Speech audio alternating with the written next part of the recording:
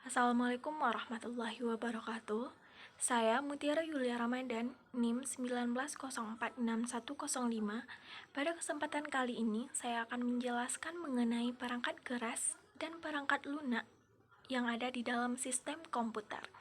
Sebelum membahas lebih jauh mengenai perangkat keras dan perangkat lunak di dalam sistem komputer, saya terlebih dahulu akan menjelaskan mengenai apa itu sistem komputer. Jadi, sistem komputer tersebut terbagi menjadi dua kata, yaitu sistem dan komputer. Yang pertama, sistem adalah suatu kesatuan elemen yang saling berhubungan sehingga membentuk suatu kelompok dalam melaksanakan suatu tujuan pokok yang ditargetkan. Selanjutnya, sistem komputer adalah elemen-elemen yang terkait untuk menjalankan suatu aktivitas dengan menggunakan komputer. Jadi, sistem komputer ini adalah elemen yang saling berhubungan dengan membentuk suatu kelompok dalam melaksanakan suatu tujuan pokok yang dimana kita sudah menargetkan tujuan pokoknya dengan menggunakan komputer untuk memenuhinya. Tujuan pokok dari sistem komputer ini adalah untuk mengolah data menjadi suatu informasi. Sistem komputer ini juga dapat dikategorikan memiliki klasifikasi komputernya. Klasifikasi komputer dibagi dalam beberapa klasifikasi, yaitu berdasarkan yang pertama, jenis data yang diolah, yang kedua, kemampuan komputer, yang ketiga, ukuran fisik, yang keempat, bidang masalah. Selanjutnya, klasifikasi komputer ini akan kita bedah lebih detail mengenai apa-apa saja jenis data yang diolah, kemampuan komputer, ukuran fisik, dan bidang masalah di dalam komputer. Yang pertama, kita akan membahas mengenai klasifikasi komputer berdasarkan jenis data yang diolah. Yang pertama, komputer analog atau analog komputer digunakan untuk mengolah data kualitatif. Jadi, apa saja data-data kualitatif akan diolah di dalam komputer analog. Yang kedua, komputer digital. Komputer digital atau digital komputer ini digunakan untuk mengolah data kuantitatif. Jadi, apa-apa saja data kuantitatif akan diolah menggunakan komputer digital. Dan ada juga namanya komputer hibrid atau hybrid komputer. Kombinasi komputer analog dan komputer digital. Jadi, data-data kualitatif dan data-data kuantitatif juga dapat diolah di dalam komputer hybrid atau hybrid komputer. Yang kedua, kita akan membahas mengenai klasifikasi komputer berdasarkan kemampuan komputer tersebut. Yang pertama, small scale komputer, ada medium scale komputer, yang ketiga large scale komputer. Berdasarkan ukuran fisiknya, komputer ini juga terbagi menjadi dua, yaitu komputer mini atau mini komputer dan komputer mikro atau mikrokomputer. Klasifikasi komputer juga dapat dibedakan berdasarkan bidang masalah. Berdasarkan bidang masalah ini, komputer dapat dikategorikan menjadi dua, yaitu special purpose komputer dan general purpose komputer. Konfigurasi komputer. Komputer terbagi menjadi 3 bagian. Pada bab inilah kita membahas apa itu perangkat lunak, apa itu perangkat keras di dalam komputer. Jadi sebelumnya, kita hanya membahas mengenai sistem komputer. Bagaimana itu sistem komputer, apa-apa saja di dalam sistem komputer. Selanjutnya, konfigurasi komputer. Disinilah pokok bahasan kita yang sebenarnya membahas mengenai perangkat keras dan perangkat lunak yang berada di dalam sistem komputer. Baiklah, langsung saja kita bahas. Komputer terbagi menjadi 3 bagian. Yang pertama, hardware atau perangkat keras. Peralatan dalam bentuk fisik yang menjalankan sistem komputer. Yang kedua, software, perangkat lunak, rangkaian prosedur dan dokumentasi program yang berfungsi menyelesaikan masalah yang dikehendaki. Yang ketiga, brainware, perangkat pikir, orang yang menggunakan komputer. Konfigurasi hardware. Konfigurasi hardware atau perangkat keras ini terdiri dari yang pertama, input device. Yang kedua, proses device. Yang ketiga, output device. Jadi, di dalam input dan output ini memiliki proses yang hampir bersamaan, tetapi dalam menjalankan prosesnya ini berbeda, namun nanti menghasilkan hasil yang sama. Input dan output memiliki proses konversi yang akhirnya biner.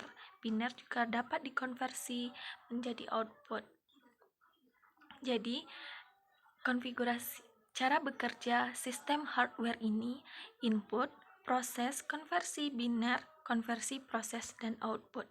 Konfigurasi hardware. Di dalamnya ada peripheral device. Input device yaitu keyboard, mouse, joystick, light, pen, dan lain-lain. Proses device, output device yaitu monitor, printer, plotter, dan lain-lain. Di dalam proses device ini terdapat RAM, memori, dan ROM. Dalam memori ada ALU dan CU. Konfigurasi hardware 2. CU atau control unit digunakan untuk mengatur dan menjalankan instruksi dalam urutan yang telah ditetapkan. ALU atau arithmetic and logic unit, bagian perangkat keras yang berhubungan langsung dalam perhitungan aritmatik. Yang ketiga, RAM atau random access memory, memori yang membaca dan menulis. Yang keempat, ROM, read only memory, memori yang dapat membaca saja. Berbeda antara RAM dengan ROM. Konfigurasi hardware. Jenis-jenis RAM. RAM ini juga memiliki jenis. Jenis-jenis RAM ada 4, yaitu SRIM atau static RAM, DRIM, dynamic RAM, NVRIM, VRIM, ferroelectric RAM. ROM juga memiliki jenis-jenisnya, di antaranya PROM, Programmable ROM, EPROM, Erasable ROM, EEPROM, Electrically Erasable Programmable ROM. Control unit merupakan salah satu bagian dari sebuah CPU yang berfungsi untuk mengontrol dari data atau instruksi. Cara kerjanya dapat dilihat di sini, yaitu program counter, instruction, address register, address, bisa langsung kepada address register, instruction, dan program counter lagi. Arithmetic and logic unit, storage register, adder, akumulator. Memori, CU, ALU dihubungkan oleh bus. Bus dibedakan menjadi 3 fungsi, yaitu control bus, address bus, dan data bus. Klasifikasi software terbagi menjadi. Sekarang kita akan membahas mengenai software. Jadi software juga memiliki klasifikasi. Di antaranya yang pertama sistem operasi atau operating software, perangkat lunak yang dihubungkan dengan pelaksanaan program dan koordinasi dari aktivitas sistem komputer. Yang kedua, bahasa pemrograman, bahasa komputer yang digunakan untuk menulis instruksi-instruksi program untuk melakukan suatu pekerjaan yang dilakukan oleh programmer. Yang ketiga, program paket, program komputer yang siap digunakan atau disebut juga program siap pakai. Sistem operasi atau operating system. Fungsi dasar, yang pertama, menjadwalkan tugas. Yang kedua, mengelola sumber daya perangkat lunak dan perangkat keras. Yang ketiga, menjaga keamanan sistem. Yang keempat, memungkinkan pembagian sumber daya untuk beberapa pemakai. Yang kelima, menyimpan catatan pemakai. Yang keenam, menangani interrupts. Bahasa pemrograman. Adapun bahasa pemrograman yang dikenal saat ini, yang pertama, bahasa tingkat rendah atau low level language, contohnya bahasa mesin dan bahasa rakitan. Yang kedua, bahasa tingkat menengah, middle level language, contohnya bahasa C. Yang ketiga, bahasa tingkat tinggi, high level language, contohnya basic, COBOL, Pascal, PL, ORI, ALGOL. Selanjutnya, program paket. Program paket yaitu program komputer yang siap digunakan atau disebut juga program siap pakai. Program paket digunakan untuk aplikasi bisnis secara umum, aplikasi khusus di bidang industri, aplikasi untuk meningkatkan produktivitas organisasi atau perusahaan, dan aplikasi untuk produktivitas perorangan. Contoh, Lotus 123, DBase, dan WordStar. Selanjutnya, brainware dikelompokkan menjadi 3, yaitu operator. Yang pertama, operator. Operator adalah seseorang yang mengoperasikan mesin komputer, atau dapat pula dikatakan dengan seseorang yang menjelaskan tindakan untuk dilaksanakan. Yang kedua, programmer, seseorang yang bertugas merancang, menulis, dan menguji komputer. Yang ketiga, sistem analisis, seseorang yang bertugas untuk melakukan spesifikasi penyelesaian masalah. Di dalam instalasi komputer juga dilihat ada input device, sensor, kemudian lanjut ke CPU atau proses device. Di dalamnya juga terdapat kamera dan video, ada modem, internet, dan lanjut kepada output device. Peralatan sistem komputer. Peralatan dalam sistem komputer yaitu ada yang namanya peralatan input. Peralatan input terdiri dari yang pertama keyboard, mouse, joystick, scanner, like pen, trackball, touchscreen, magnetic ink character reader atau MICR, optical character reader atau OCR, optical mark recognition atau OMR reader, dan lain-lain. Adapun perangkat output terdiri dari yang pertama monitor, printer dan plotter, proyektor, mikrofon. Peralatan input atau output terdiri dari disk drive, tape drive, modem atau modulator demodulator, Ethernet, PCMCIA, hub, switch, print server. Input-output card, I/O card, SCII card, terminal, CD-ROM, compact disc read-only memory, CD read and writer, DVD-ROM, DVD read and writer. Adapun peralatan proses atau CPU terdiri dari mainboard, motherboard, I atau O card, SCII card, VGA, prosesor, RAM, random access memory, dan catu daya. Media penyimpanan data atau storage terdiri dari floppy disk, hard disk, tape, CD, compact disk, DVD, digital video disk, dan flash disk. Monitor dapat dibagi menjadi beberapa sudut pandang.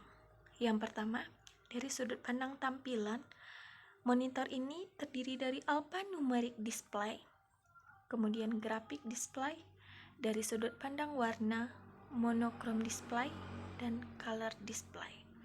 CGA color display adapter, EGA Enhanced Graphic Array, VGA Video Graphic Adapter, SVGA Super Video Graphic Adapter, dan XVGA printer dan plotter.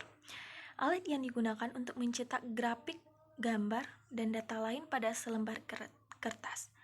Printer terbagi menjadi 3 jenis, yaitu impact printer atau printer ketuk, non-impact printer, printer tanpa ketuk, dan thermal printer.